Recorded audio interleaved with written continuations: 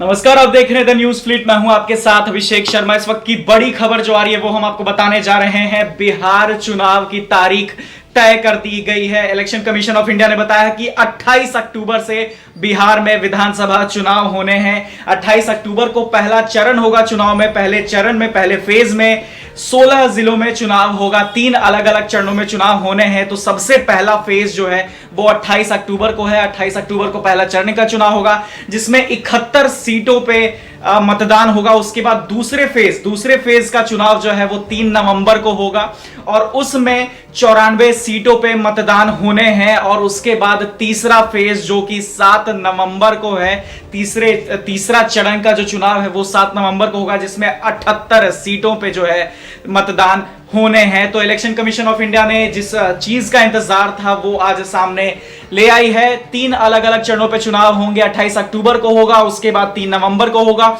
उसके बाद 7 नवंबर को होगा और 10 नवंबर को चुनाव के नतीजे सामने आ जाएंगे। इलेक्शन कमीशन ऑफ इंडिया ने अभी प्रेस कॉन्फ्रेंस का आयोजन किया था। प्रेस कॉन्फ्रेंस में उन्होंने बताया कि 28 अक्टूबर से बिहार विधानसभा चुनाव जो है वो होने वाले हैं। कई सारे नियमों को भी बताया, वो भी हम आपके सामने बताने वाले हैं।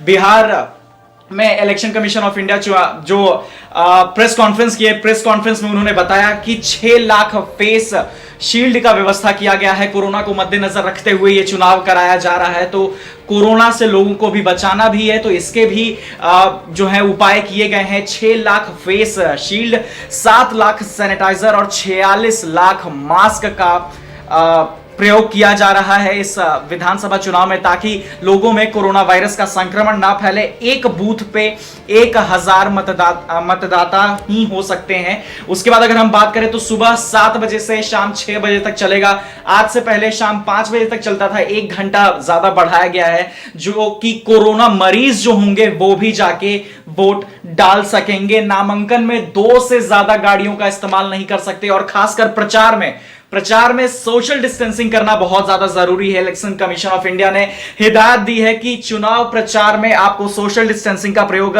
जरूरी है।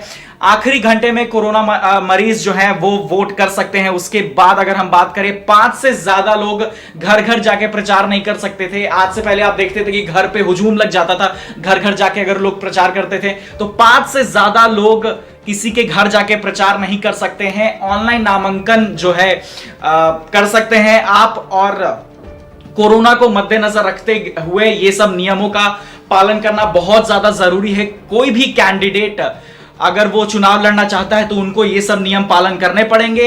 लोगों को भी नियम पालन करना पड़ेगा, मास्क लगाना पड़ेगा, सैनिटाइजर का प्रयोग करना पड़ेगा, फेस शील्ड का प्रयोग करना पड़ेगा। और 6 lakh face shield, 46 lakh mask और 7 लाख सैनिटाइजर का प्रयोग हो रहा है इस कोरोना काल के चुनाव में। और इलेक्शन कमीशन ऑफ इंडिया ने बयान भी दिया है कि इस कोरोना काल में सबसे बड़ा चुनाव होने जा रहा है, बिहार चुनाव होने जा रहा है। और आपको बता दें फिर से, 3 अलग अलग चरणों में चुनाव होने वाले हैं। सबसे पहला 28 अक्टूबर को, दूसरा चरण होगा 3 नवंबर को, तीसरा चरण होगा 7 नवंबर को और 10 नवंबर को चुनाव के नतीजे सामने आ जाएंगे। फिलहाल के लिए बस इतना ही। जुड़े रहिए द न्यूज फ्लीट के साथ। अगर आपने अभी तक इस चैनल को सब्सक्राइब नहीं किया है तो जल्दी से इस चैनल को सब्सक्राइब कर लें। अगर आप ये वीडियो फेसबुक पेज के माध्यम से देख रहे हैं तो फेसबुक पेज को लाइक करना ना भूलें। आप हमें ट्विटर और इंस्टाग्राम पे भी फॉलो कर सकते हैं। धन्यवाद।